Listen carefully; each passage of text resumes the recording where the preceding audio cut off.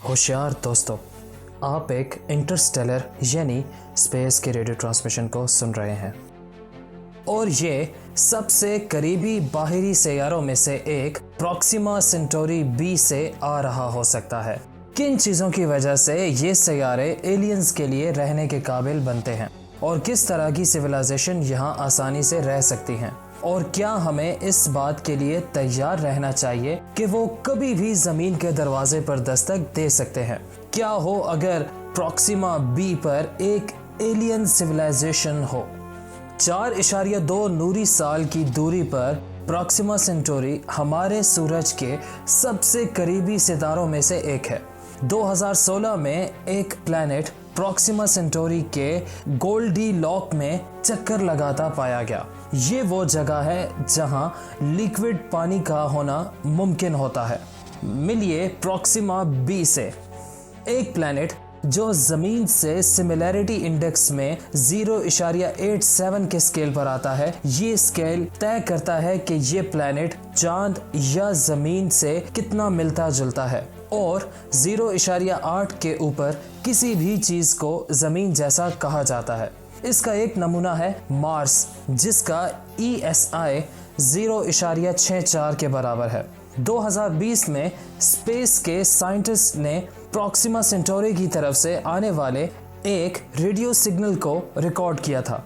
क्या ये एक एलियन सिविलाइजेशन हो सकती है जो हमसे राब्ता करने की कोशिश कर रही हो? हालांकि प्रॉक्सिमा बी जमीन से मिलता जुलता है, लेकिन इस एलियन प्लैनेट पर जानदार काफी अलग तरह से रह रहे होंगे। सबसे पहले तो इस प्लैनेट की इसके सितारे से दूरी जमीन और सूरज की दूरी के मुकाबले में 20 गुना ज्यादा है, और इसे एक चक्कर पूरा करने में सिर्फ 11.2 दिनों का वक्त लगता है। मतलब अक्सर न्यू ईयर्स की पार्टीज हुआ करेंगी, लेकिन फिर भी प्रॉक्सिमा बी को जमीन जितनी ही सोलर एनर्जी मिलती है, क्योंकि प्रॉक्सिमा सेंटोरी एक M टाइप रेड डवार्फ सितारा है। हमारे G टाइप सितारे के मुकाबले में ये सितारे आमतौर पर 2200 से 3200 डिग्री सेल्सियस के साथ थोड़े ठंडे दर्जा हरारत के होते हैं। लेकिन एक एलियन सिविलाइजेशन को यहाँ रहने के लिए कुछ मुश्किल हालातों के हिसाब से खुद को ढालना होगा। इन एलियंस को रेडिएशंस को बर्दाश्त करना होगा, और वो भी बहुत सारी रेडिएशंस। इस प्लैनेट को जमीन के मुकाबले करीबन 400 गुना ज्यादा एक्स रेज मिलती हैं, और प्रॉक्सिमा सेंटोरी जैसे वॉफ सितारे कोरोनल मास जैसे इंजेक्शन को बढ़ावा देते हैं, जिससे ये प्लैनेट जानलेवा रेडिएशन से भर जाएंगे। बचाव करने वाले किसी एटमॉस्फेयर के ना होने की वजह से ये किसी भी मुमकिन जिंदगी के लिए जानलेवा साबित होगा। एक प्रॉक्सिमा बी सिविलाइजेशन के लिए एक और चैलेंज होगा, टाइडल लॉकिंग।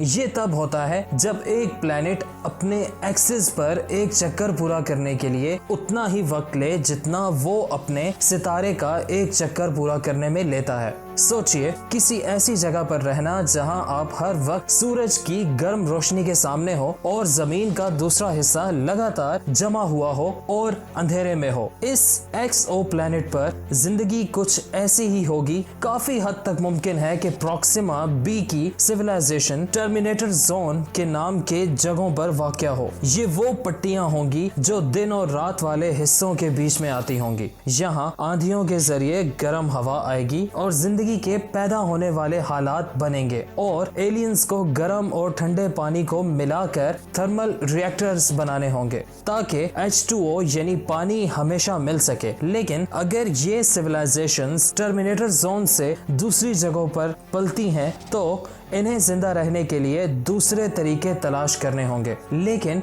दूसरे के साथ और आपस मेल की मदद से वो एक दूसरे को गर्मी और बर्फ आसानी से पहुंचा सकेंगे। और अगर एक सिविलाइजेशन रोशनी वाले हिस्से में मौजूद होती है तो क्या इन्हें ये पता भी होगा कि यूनिवर्स में दूसरे सितारे और ऑब्जेक्ट्स भी हैं?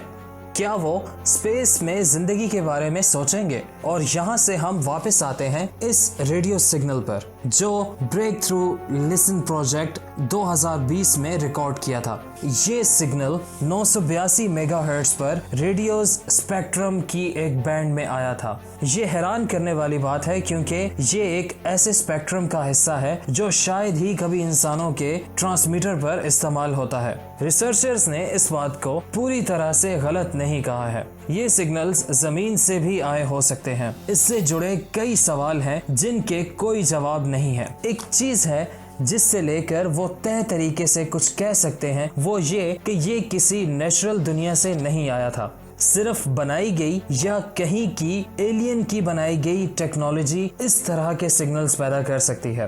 तो अगर एक प्रॉक्सिमा बी सिविलाइजेशन हमसे राब्ता करना चाह रही थी तो इनका समाज किस तरह का होगा? ये हमारी तरह के एक टाइप ए सिविलाइजेशन हो सकते हैं जो कि अपने प्लैनेट के तेल, हवा या जियोथर्मल एनर्जी का इस्तेमाल करते होंगे, या फिर ये टाइप 2 सिविलाइजेशन हो सकते हैं जो अपने प्लानिटरी सिस्टम के सर पर एनर्जी का इस्तेमाल करते होंगे। इसका मतलब होगा कि ये हमसे हजारों साल आगे हैं। क्या उन्होंने मुश्किल ज़बानों को समझ और सीख लिया होगा? क्या ये शहरों में रहते होंगे? क्या इनकी हुकूमत डेमोक्रेसी यानी जमहूरियत के हिसाब से चलती होगी, या ये किसी रियासत के राज में रहते होंगे? अपने पड़ोसी एलियंस को लेकर आपके दिल में कई तरह के सवाल होंगे और उनके पास भी कुछ ऐसे ही सवाल होंगे, या शायद वो पहले ही सब कुछ जानते हों।